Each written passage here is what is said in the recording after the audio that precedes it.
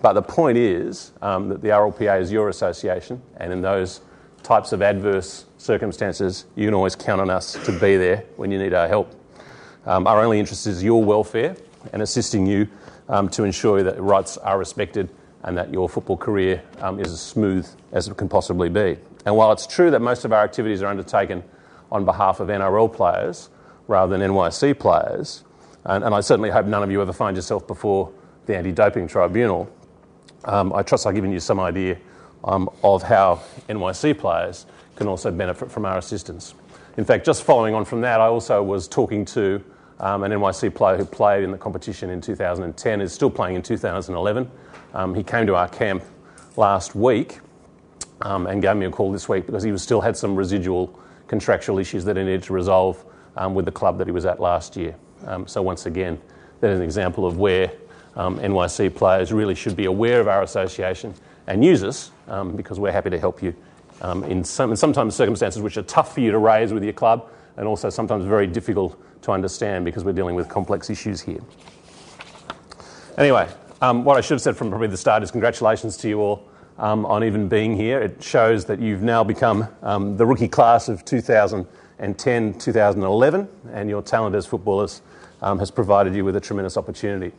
I'm sure there's plenty of people who'd love to be able to swap places with you guys at the moment, and probably I'm one of those. You'll meet some great people in the world of rugby league. Some of them you've probably met on this weekend already, and you've probably, in your own teammates, people in this room, you've probably made some friends that you'll have for the rest of your life. But make no mistake, now that you're at the elite level of the game, and in case you weren't aware, that's where you are now, you have to give such total commitment to what you're doing that rugby league can also, if you're not careful, become quite a lonely and very selfish life. If you're playing well and your team's winning, well then obviously everything's fine, and rugby league would seem like the greatest experience of your life. But if your form falls away, or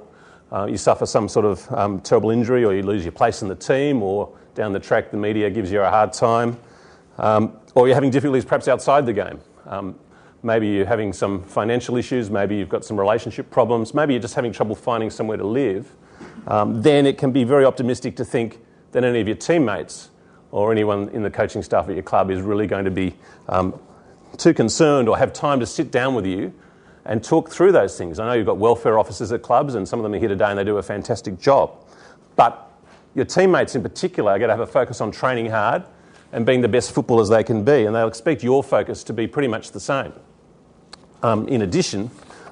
you probably would feel a bit uncomfortable about raising some of these issues with your club, particularly your coach, because the last thing you want to do is seem like somehow you're